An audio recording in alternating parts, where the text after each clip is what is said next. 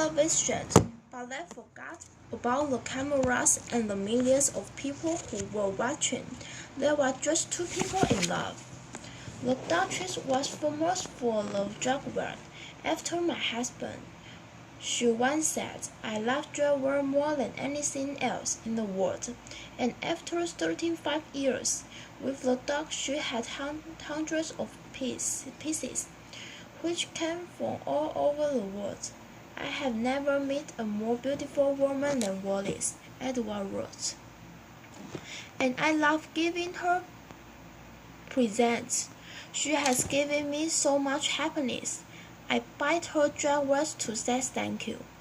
In May 1972, the dog became ill. When the doctor arrived, he listened to Edward's heart and then said, "How many cigarettes do you have a day, sir?"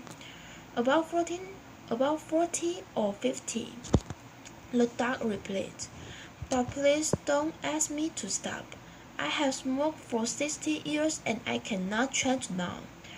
That night, Edward called Wallis into the room. "I feel very tired," he said, "and I'm afraid I love you. I have been very happy with you, and you have been a wonderful wife. When I die, I want you to take my body back to Windsor. Will you do that for me?" "Yes, of course," she said, and they both began to cry. The Duke of Windsor died 1 hour later with Wallis by his side. 3 days later, a blue airplane arrived in Paris. Wallis went back to England with the duck's bodies, and for the first time in her life, she entered Buckingham Palace. A week later, the Duchess returned to France, and for the next 14 years she lived alone in Paris. The big house was dark, the doors was locked, and she did not go out. In the afternoon, she sat in the dining room with Edward's love letter. "They write so beautiful," she said. "I read them again and again." But then, in 1986, Wallis became ill. She went to a small hospital near the house, and a few days later she died. "Without Edward," she once wrote, "my life was empty." She was buried in England next to her husband at Windsor.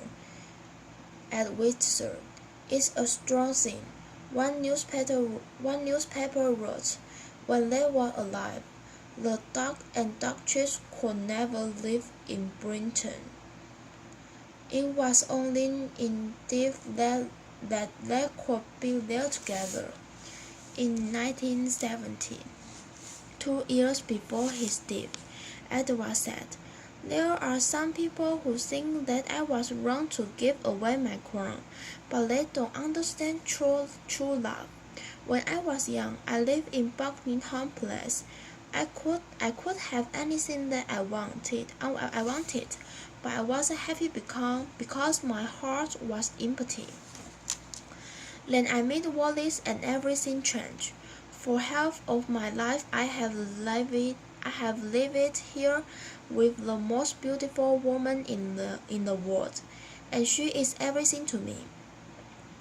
When I sit in my garden with the Duchess by my side, I sometimes think about my early life. I remember the days alone in my bedroom. I remember the teacher who hit me with a stick. I remember the war and my travel around the world. And then I remember the crowds of people below my window, who shout long, life, love. One my last night in London, I spoke with Winston Churchill.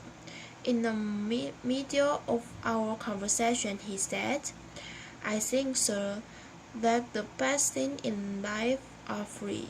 I have never forgotten those words, and now, many years later, I understand what they mean. You cannot buy happiness, and you cannot buy love."